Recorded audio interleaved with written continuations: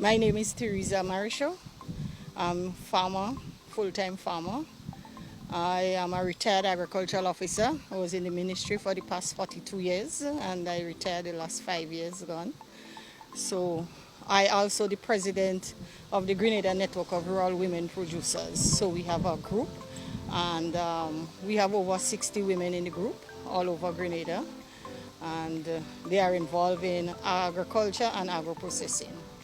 But on my farm, as I said, my farm is Eco Garden. I grow a wide range of crops, but I specialize in lettuce, a wide variety of lettuce, and a wide variety of herbs. And I have fruits, orange, grapefruit, mandarin, I do pawpaw, I do zucchini, and a large amount of layers.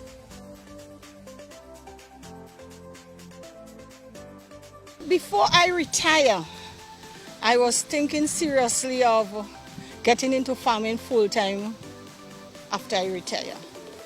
I really from Vincent's in St. David's. I grew up in farming. My grandparents had a few acres of land and it was mainly nutmeg, cocoa and spices. And I used to be on the farm with them on a regular basis. And I grew up to like it. And then eventually I got into agriculture and I realized that I have a passion for it. So as my passion grew and grew and grew, I said I think that I will be in agriculture for the long haul, not because you want to make money, but because I love it.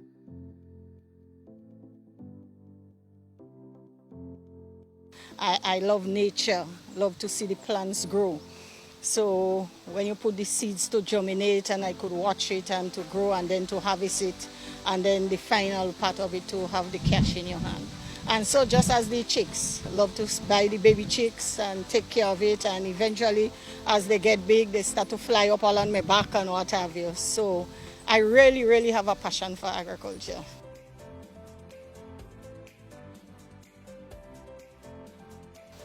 To be a woman in farming, you have to make sure you're a stubborn person.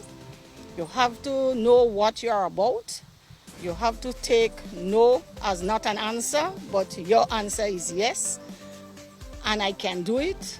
You have to be committed. You have to be persistent, because the challenge for agriculture out there is very hard, because you will set out to do something, maybe you set out a price on a certain crops and other farmers come in and they have it and they just want to get rid of it and then they beat down the price, and so there are times you have to stand up and say no. If you do a costing on certain crops, you will know that you could break even with this or you could make a little profit.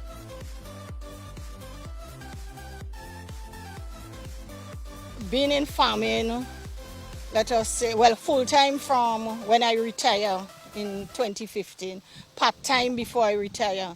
I wouldn't say it's only a man's job, because the only thing I don't do in farming is to fork and to make my beds. I have a workman that is here with me for a very long time, and I taught him how to do it. And I do everything. I put my chicken manure feed on my back and I bring it down on the farm. I take the chicken manure, put on the bed, I plant. I do all the planting. And I have a lady with me now, she will help. So on afternoon is planting time.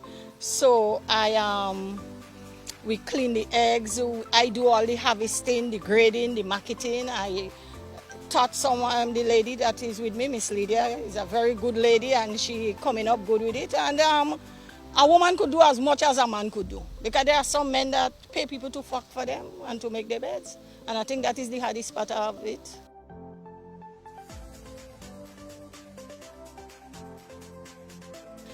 In our group now, we were lucky to partner with some of the hotels, and 2015, 2016, we started out with Sanders Resort, and they were able to partner with us. They're still with us because we did several projects with them. We also have some coming out this year again.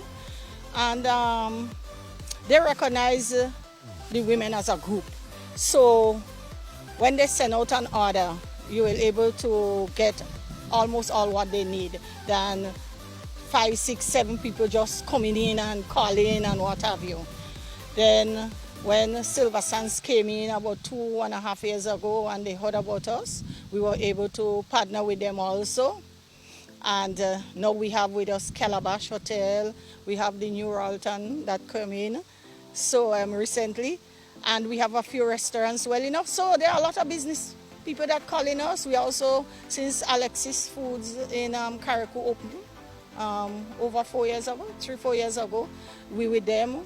So there are a lot of business that really looking out for us as women in agriculture.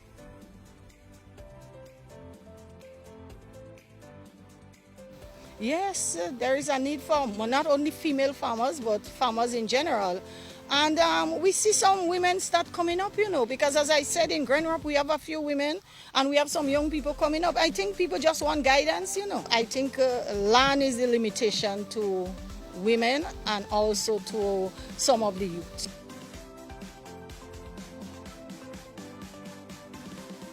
I should say you have to have a likeness for agriculture, and eventually you will grow to love it. You have to be committed. You have to be persistent. You have to learn to wake early in the morning. I remember my grandmother used to teach me, the early bird catches the worm. So, some people like to sleep all 7 and 8 and 9. No, you got to wake up since 3 o'clock. When you have orders, you have to get up early so that you could harvest early before the sun come out and get your business going. And I think some of them need to get some training, right? So besides the things that they have to put in place for themselves, to be committed, to be consistent, to be reliable, to teach themselves to wake up very early in the morning, they have to love it and then grow a passion for it. But I think that we need to work with them in terms of getting them to grow together. Grenadians don't like to work in groups, They cannot stand on their own. But I think we have that little greediness in us. That is me, myself, and I. And I think this is what's causing that we can get some people to come together. Because single-handedly, you can't do it for yourself. You need somebody to help you with marketing. You need somebody to give you some technical assistance. You need somebody to put you on social media.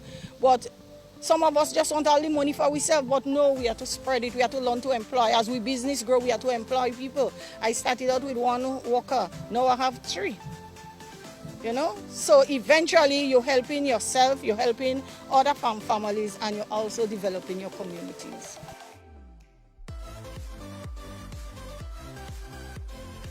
(535) 0967. I'm willing to share my agricultural expertise, my experience, my knowledge, whatever. So when I joined the Ministry of Agriculture, I met some lovely, committed agricultural officers. People like Mr. Otter Branch, Mr. E.O. Barrett, he was a Jamaican, Cecil Griffith, Clive Alexander. And these officers taught me agriculture, taught me how to interact with people, taught me that you need to be in it and you need to share what you know. And I intend to share what I've learned from them, what I've learned by studying, and what I've learned by my experience. I don't want to dead to go with it. I will share.